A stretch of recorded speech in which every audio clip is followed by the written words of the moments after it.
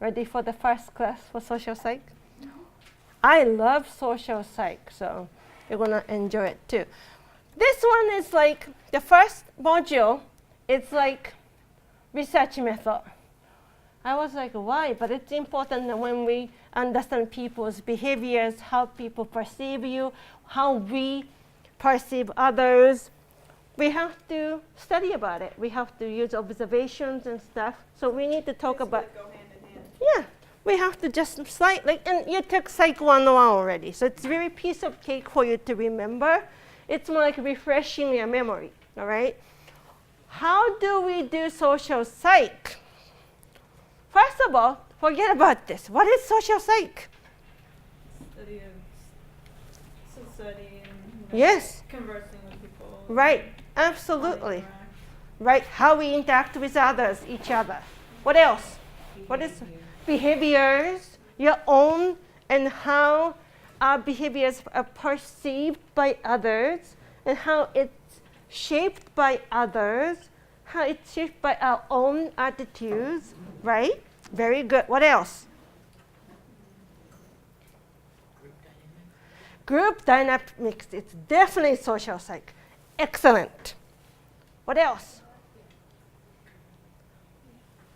Stereotypes, prejudice, right? Aggression, Judgment, yes. self-judgment. Competition, cooperation, analyzing other people, like people watching, everything, right? Okay, excellent. Okay, so when we study about ourselves or people, how we interact with each other, we have to use some scientific method.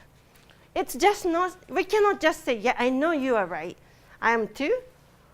We are very in tune, we are very intuitive, but we cannot just say, I know it's right because I say so. I can't say that. But based on the theory, based on the observation using psychological, systematic observation, naturalistic observation, we kind of concluded that that's the tendency, blah, blah, blah, right? That's how we do it. So theory is an integrated set of principles that explain and predict observed event. So why people help? When I was pregnant, many people, when I go to the train, right, people stand up immediately like, something is wrong with me. I'm carrying a baby. Do you want to sit down? Do you want to sit down? I'm like, no, you're so nice. Thank you, I'm fine. What kind of theory can I apply? People want to help pregnant women. Yes, because they assume that she is pregnant. She needs to sit down, right? That's kind of thought process they have. So we might think about helping behaviors, how people decide to when, how, whom we should help. When we talk about that, we use theory. Or let's say you're driving, someone cut off, and I'm like beeping hard. What kind of theory can I use to describe my behavior? Aggression theory. Am I aggressive? Yes, because I'm honking hard, like I have 3 kids in the back, don't do it. But why do I get aggressive?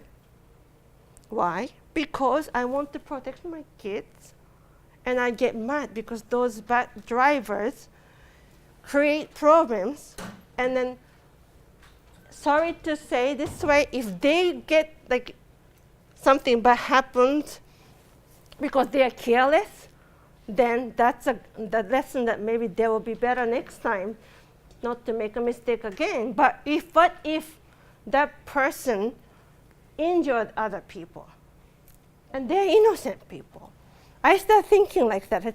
I can't take it, right? So when we explain our own behaviors or our thought processes, we tend to use theory, right? Or based on the theory, based on observational behaviors, observing the events going around in society, we develop hypothesis. It's a testable proposition that describes the relationship that may exist between events. Okay, so you might say, I just make an easy, simple statement. Males are more aggressive than females because of testosterone, okay? That biological stuff going on. But when we conduct the research, we can use some physiological testings, we can use observational studies. Maybe 80% of the time, if someone cut in my opinion, based on my personal observation, personal experiences, usually 80% of the people who do that is male, okay? 20% may be female. I can test that using the theory, develop some survey questions, or checking some police report, something like that, right? Okay. So when we conduct the study, supporting or not supporting hypothesis, we conduct the research which may take place in the field or in the lab. Okay. So two primary research methods are correlational and experimental. So field research, I might send you to the train station, ask you to spend 15 minutes to just observe people. And you take notes. This person offered help to carry heavy stuff for this elderly woman. Oh, this young kid who was wearing headphone, he bumped into the other but didn't apologize. So those are the notes you take. That's field study. Or we invite the participants to the lab setting. That's artificial because it's the lab. But observe how they behave in certain ways. For instance, we have some computers. Then some computers are programmed to be not working right, no matter how good you are with the computer. That causes frustration. Then that might cause aggression. So you can test that to see if males tend to be more aggressive than females when they're in the lab settings too, right? So different approaches. And as you might remember from Psych 101 class, or research method class if you have taken before, correlational meaning the relationship between two variables. So you might say, TV time, grade. The more TV you watch, worse grade you get. That's negative correlation. Or the more time you have studying, the better grade you get. So it's positive correlation. One goes up, the other goes up. Experimental, how many of you have heard placebo effect? Some of you. So for the clinical settings, let's assume that we got one pill, which is new, okay? They tested it, they enhanced memory, okay? The other group, so that pill is memory enhancement pill, recently approved by the government. The other one is sugar pill, called placebo, okay? So we had, let's say, 100 people, okay? Let's say they are like college students. They are randomly assigned to be one of the two groups. One is experimental group, the other one is control group. Experimental group takes that newly developed pill, memory enhancement pill. The other one, sugar pill, okay? So we can see the difference about memory after they started taking the pills. And see if really that pill affected their memory or not, enhanced the memory or not. That's called experimental because we randomly assign people into one of two groups, then they can take the pill, okay? And the other one should be just sugar pill, so nothing is working. But placebo effect meaning that you believe that you're receiving the pill, that you believe that your memory is enhanced, okay? So that's experimental method, okay? Correlation. study naturally occurring relationships among variables. So no manipulation. Okay? So allow prediction. So the more you study, you should be able to get the better grade. You predict the good behavior or bad behavior. The more alcohol you are consumed, the less coordination you have. So if you took alcohol and then you are asked to do some physical test, if you are drunk, of course you can't walk straight, right? Okay? So we can predict that, but we cannot infer causation. Okay? It's not cause and effect. All right? It can be either way. So this is another one. Okay? When two variables correlate? Social status, health. What is the relationship you think it will be between social status and health? Higher the social status, better health? Or better health, higher social status? No? Maybe not. So it can be maybe, possible explanation will be X to Y, right? Social, higher the social status, then better health because maybe they have more money, that they can afford more organic food than junk food, or they can afford to go to the gym than the ones who can't have that luxury. Okay. Then, how about self-esteem and academic achievement? Higher the self-esteem, higher the academic achievement, or higher the academic achievement, higher self-esteem. I think it would go either way. Either way, right? Yeah. Okay. I feel like you'll have better self-esteem if you have better academic achievements. Mm-hmm. Okay. All right. I think it's the opposite way around because you're not going to do good if you don't believe in yourself. So you're supposed to have self-esteem basically. I think you could probably go both ways. Mm-hmm. You have high self-esteem, you'll get higher academic achievement. Mm-hmm. But Higher academic higher achievement achievement, will you'll help them become- to, yes, excellent. I think it can be either way, like you ladies said, and then you're right. It can be both ways or either ways. Excellent, you said that too. See, that's good. So that's the way we kind of explain the relationships. Okay, very good. You guys are right on. I love that. Then experimental. We manipulate variables. We manipulate the independent variables. And we measure the dependent variables. Okay? So we use random assignment. So there's some ethical concerns when we do that. Okay? So in experimental research, we always manipulate independent variables, such as the pill versus sugar pill, right? And dependent variable will be measured, so memory is that example. And we randomly assign people into one of two groups. But then there are some ethical concerns, like are we going to use deception? Are we going to lie about the research? How many of you have heard about Milgram's shock study? Right? Can you explain briefly what happened? Shock study, yes, shock study. Milgram's shock study. That was the one where they told there was a learner and then there was the person administering the shock, and the person administering the shock thought that they were increasingly shocking the learner every time they made a mistake. Yes. Even though the person directing the experiment knew that they weren't actually shocking anybody, the person who was doing the shocking didn't know that aspect. Right, exactly. Yeah. Yeah. They were doing what they were told. Exactly. Because they believe that that's just a learning and memory experiment. But Milgram, the psychologist, he was actually testing authority and then how people obey authority. All right? Excellent. 66% of the participants went triple X, believing that giving the shock to the Lana. Lana was Confederate.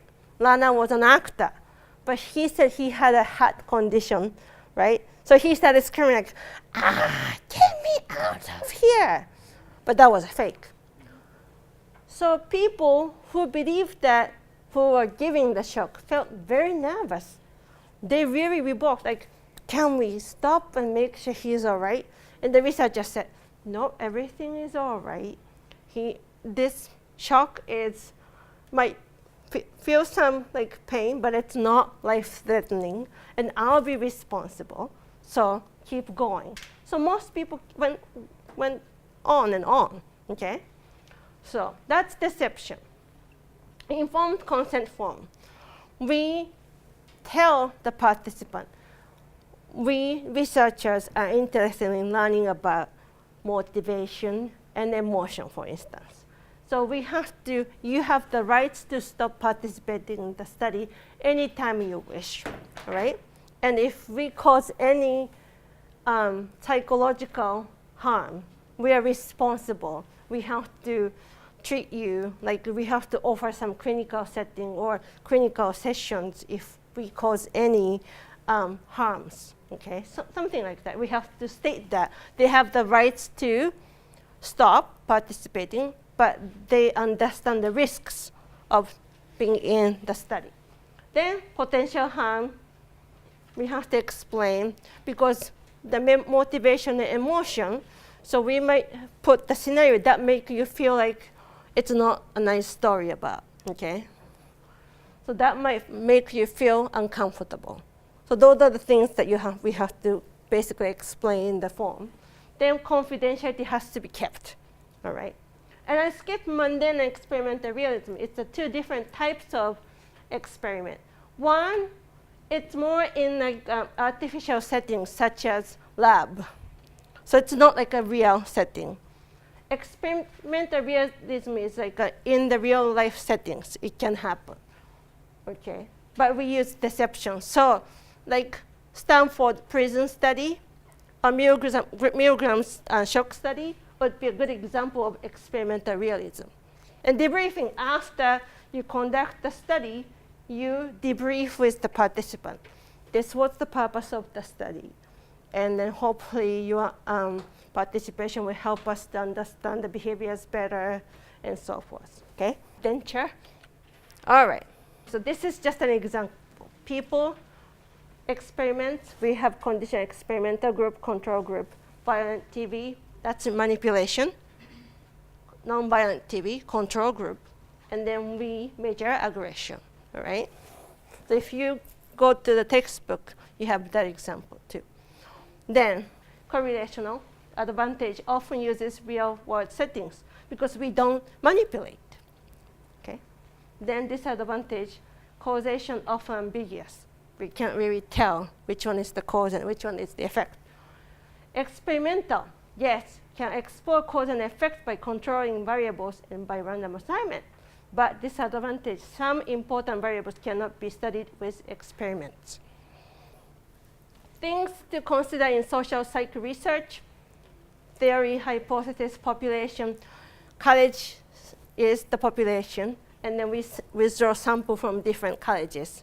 For instance, in Massachusetts, random assignment, just randomly assign people, not like, because I like you, you're gonna be in this group, I like you, you go to this group, you can't do that. Then informed consent form, debriefing, independent, dependent variables, placebo, third variable. Those are more like research method. You don't have to worry about it yet, all right? All right. Then process of social psychological research. You select research topic, which we will talk about probably next week, okay? Searching the research literature. I'll take all of you to the library session on February, was that 3rd, Wednesday? Okay, the second half of the class, okay? Then you don't have to formulate hypothesis with this class because your paper assignment is to write a literature review paper on your selected topic, which I will explain to on February 3rd, okay? And select the research method if you're using correlational or research experimental method, okay? And collect the data, analyze it, and report the result. That's how you conduct the research. But you're not conducting the research itself in this class, okay? And that's just correlation stuff. All right, any questions? So that was module 1, okay? Now module 2. Okay, so this is social psych, So, did you know it all along? I know many of you are so in tuned, all right? Do social psychology theories provide new insight into the human condition, or do they only describe the obvious? That's the kind of question that many psychologists use, okay? Social psychology faces two contradictory criticisms. It's trivial because it documents the obvious. We already knew it before you even told me, or we already knew it before you even studied about this, okay? Also, it's dangerous because its findings could be used to manipulate people. Some people criticize social psych like that, and they think that, oh, it's too easy. It's trivial, too easy to understand. It's just, we already know it. Yes, when I read my students' hypothesis when in research method class, I say, it's trivial, it's trivial, it's trivial. But that's because it's a research method class. Social psych, no. It's very superficial. Yes, it might be trivial, but many layers of factors, variables. It's not only clear-cut answers. It's so many gray areas and also different variables that affect even one behavior, right? So Colin Murphy in 1990 said, day after day, social scientists go out into the world. Day after day, they discover that people's behavior is pretty much what you'd expect. True, but not true. Hindsight bias, okay? That's related to that. The tendency to exaggerate after learning an outcome, one's ability to have foreseen it, the I knew it all along phenomenon, right? How many of you are driving and say you saw someone started like driving left and right, and you say, I bet the driver is using a texting, and you pass by the car, and you say, aha, I was right. He or she was using the phone, texting someone. How many of you had that experience? I do, right? I knew it. I knew it. Someone was using the phone, texting it. Yes, that's true. But do we even consider why was he or she texting? What if someone was having a baby, like his wife was having a baby, like his wife's sister from the hospital texting, she's having a baby? That's possible, right? Yeah, he shouldn't be texting anyway, but is that possible? Yes, it is, right? So it's not like, yeah, I tend to think that way. Here we go, I knew it. He was texting, but I'm supposed to think deeper. It's not it, you know. Why was he texting? What is the reason behind it, right? So it's not like, yeah, as other critics say, you found the outcome that you expected. Yes, but why that was the case? Why, right? So it's not that simple. I think, yes, we try to make explanations simple so we can understand easier, quicker. But we are studying about social psych. We are studying about people's behaviors, attitude. We have to go into deeper ways of understanding it, right? Very good. Although it's $138, right? So of course that's related to self-concept. Who am I? Like some ladies said that to me already from the intro. You'd like to understand yourself better. That's it, right? Okay. So who are you? Who are you? When you think about who you are, what comes up to your mind first? My name. Your name. Very good. What else? The role that you play. right? Very good. Anybody? Someone's child.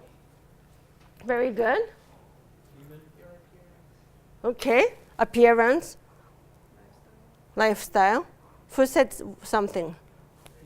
Human. Very nice. You're human. Very good. I like that. I like the song too. Yeah, that's good. Yes, absolutely. So when you think about that, you start thinking about yourself, your concept, who you are, right? And some people say, I'm a daughter, I'm a wife, right? Or you might say, my name. This is who I am, okay? All right. Or I am a human, humble human, right? So it depends on how you describe yourself. So spotlights and illusions, which I will talk about today. Interplay between sense of self and the social world. It's not only you. When you say yourself you are human, you are not the only one. You relate yourself with to others, right? Okay. So we have self-reference effect, spotlight effect, illusion of transparency, social surroundings, self-interest, self-concern, social relationships. Many, many, many of them, all right? Today, since you haven't read any chapters or modules yet, I'll just pick 2 or 3. So if I don't cover everything, you don't have to worry about it yet, because this is just the beginning chapter or beginning module that may, as the author of the textbook, just give you some ideas, but it will come back to you in different modules. And we go into details about each. Okay?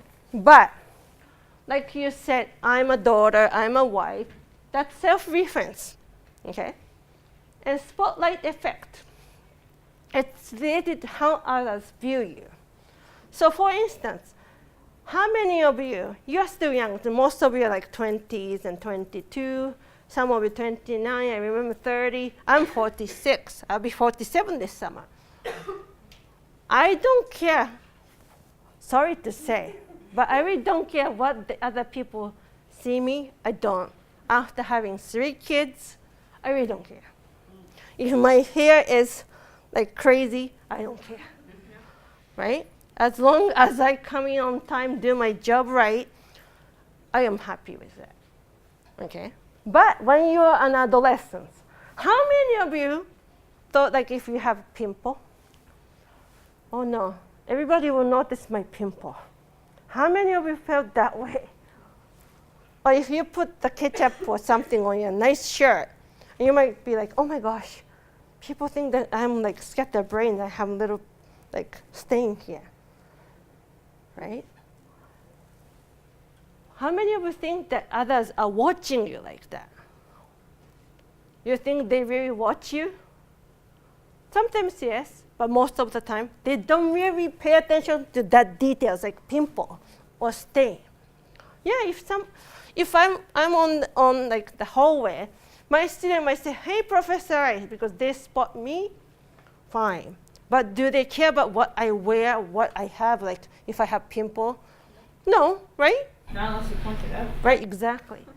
So that's called spotlight effect. We think that someone is always watching us, right? Okay. And then we change our behaviors based on how people view us, okay? An illusion of transparency too. For instance, like you said, if someone is anxious, you sense, so you feel like you are anxious too. That's called illusion of transparency. Yours is real, okay, your example. But some of us, it's related to spotlight effect.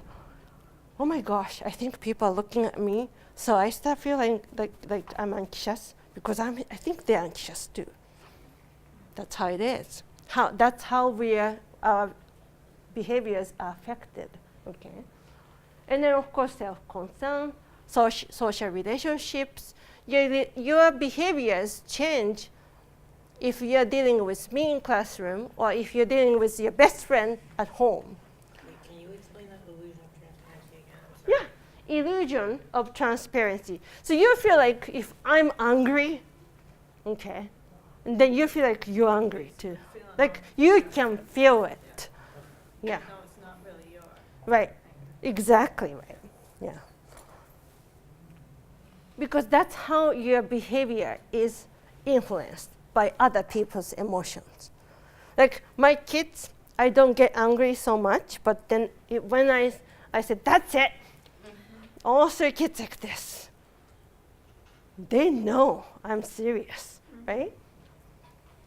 It's not illusion, it's real, but that's how they feel. And they modify their behaviors because of that, all right? That's related to that. So it's like spotlight and illusions. Yes, sometimes it's real, sometimes illusional. Like, yes, people watch me, but do I really care about how I teach? I don't, right? Because I'm confident, I like my job, I know my style, right? Do I have to really modify my teaching style for each one of you? No.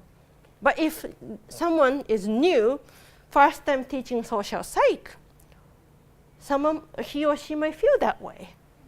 And that's related to self-esteem, self-confidence, right? Okay. Self-interest, okay. But we talk about this during the semester, so don't worry, it's just the beginning, okay? All right. So, what sense of self? Self-concept.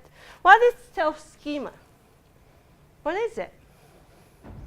What is schema, by the way? Yes? Like how we decide to act and depending on the person we're socializing with. Right on. Excellent. So that's related to who I see we are, right? Okay. Self-reference too, related to that. Okay, very good. Self and culture too. Some of you from Asian cultures, like me, that really changes the way you see it too. If you're coming from individualistic culture or collectivistic culture, okay, and interdependent self. So what is individualism, by the way? Anybody? Are you familiar with this theory, individualistic versus collectivistic? Yes. So you want like the best for yourself over like your group. Right. Excellent. So they are more person-oriented, group-oriented. Right on. Again.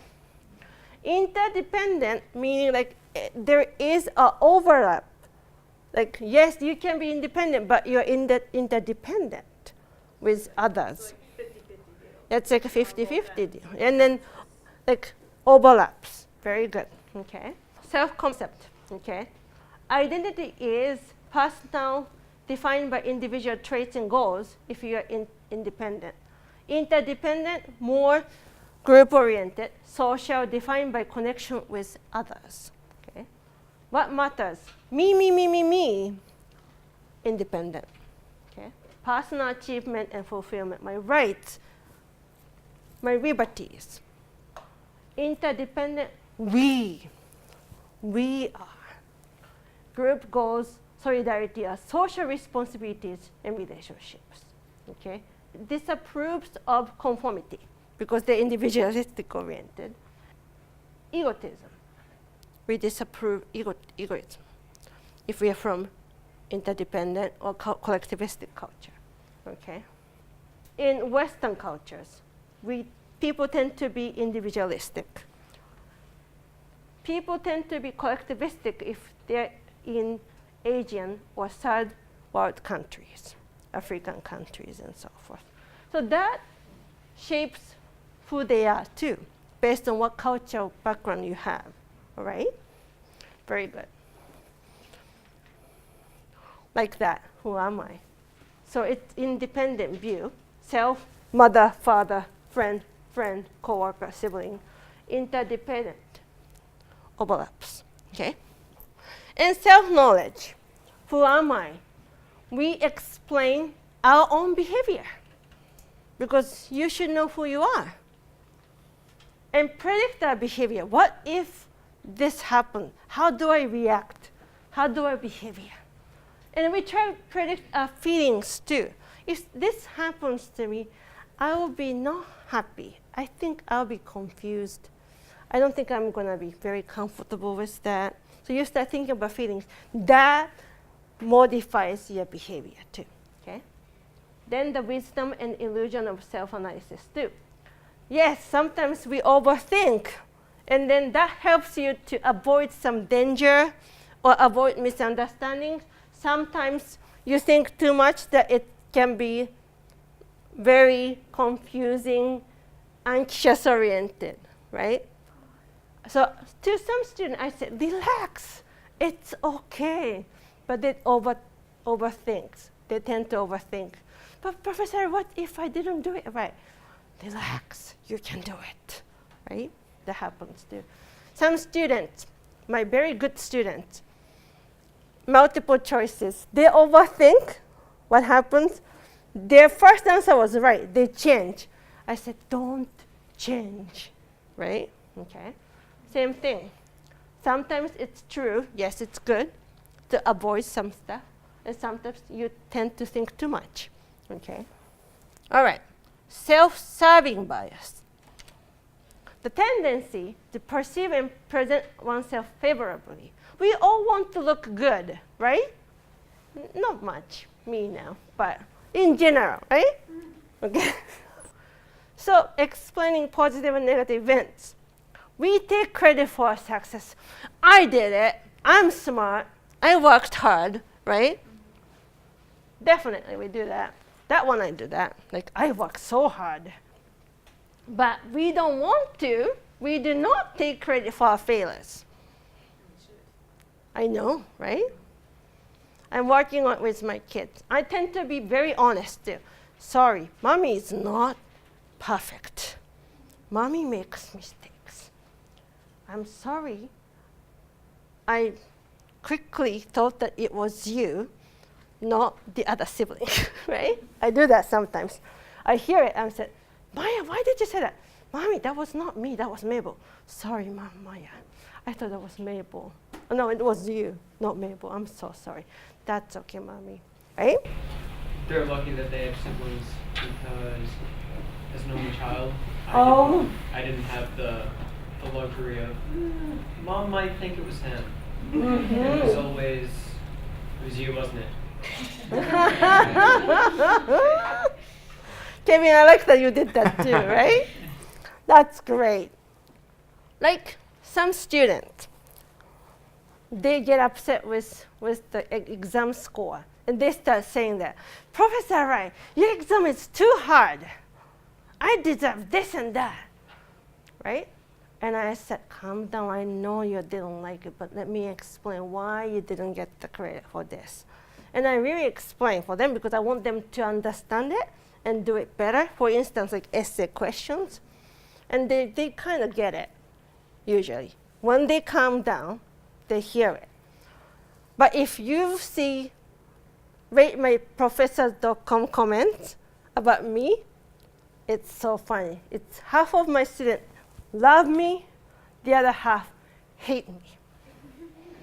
And then it's like this. She only talks about herself. What did he say? Her students answer better than she does. Something like that. And then she said, I just know who he is. But anyway, he said that, what did he say? Her exam was so unfair, something like that, right? Come on, take responsibility. You didn't study well. You didn't prepare for yourself well, right? Do I want to fail my student? No. But can I let everybody get an A? No, right? So that's it. But some people, they're responsible, they take their responsibility, accountability. Some don't. And it's not a nice feeling to admit that you are not right, right? But to me, if my students say that, I respect them even more than my starting point to respect you, because that shows maturity, right? Your honesty. I think it's just a sign that you are such good human being to do that, right? So, but it's hard. Okay, so most people see themselves as better than average. We want to, of course, right? That's normal to feel that way.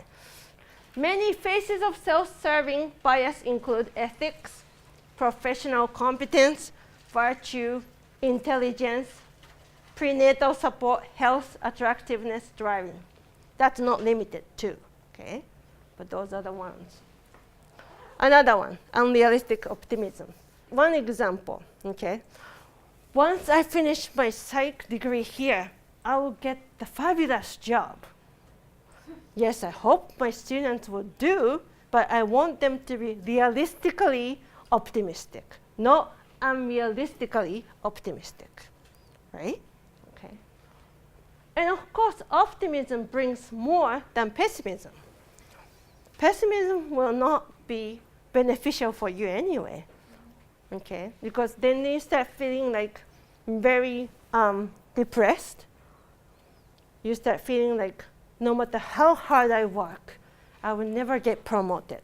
It's like learned helplessness, which is not good. So you will switch the thought process and say, I didn't get the job this time, but you know what? Maybe it meant to be. This job is not for me. Then I'll move on. Maybe next job will be mine. That's the way you feel or you should think. It's hard to do sometimes, but that brings more positive or better outcomes. So unrealistic optimism is better for your self-efficacy, health, and well-being than pessimism. Makes sense to you? And false consensus and uniqueness. False consensus effects meaning our opinions are held by most others. So let's assume that you voted for someone that you thought who is going to win, all right? But then you found that he or she didn't. And then you're like, I thought everybody liked him or her. That's false consensus effect, right? Another one, uniqueness effect. False uniqueness effect. Our talents and moral behaviors are unusual. Like, I'm so special, right? That nobody can understand or nobody can do the way I do it, right? Yes, everybody is unique in different ways, but it doesn't mean that you have supernatural power, right? Someone might be, but in general, right? No. So that will be like, so for instance, whenever I play golf, I have a great weather. No rain, no snow. It's because me. Right? What do you think? Right? Mm-hmm. All right? So that's just an example. Self-esteem. Overall self-evaluation of self-worth. We have motivation. This one too, we talk more details in later modules. Okay. And self-serving bias. Reflections on self-efficacy and self-serving bias. Okay. It can be adaptive. If someone says, oh, you are so optimistic. You're such a good leader. So why don't you take initiative of group presentation? So you started feeling like, okay, I'm the leader. I have to do the group presentation, right? So you take so much responsibility. And then you started feeling like, am I doing it right? And then, am I just doing the right thing for everybody? You take too much that when you did it right and everybody is helping you, yeah, you're doing a great job and thank you for helping us. And then, yeah, you do this part, this part, this part. That's a good thing, adaptive. But if you started thinking that, oh my gosh, my group failed because it's me. I didn't do it right as a leader. Or I took too much responsibility.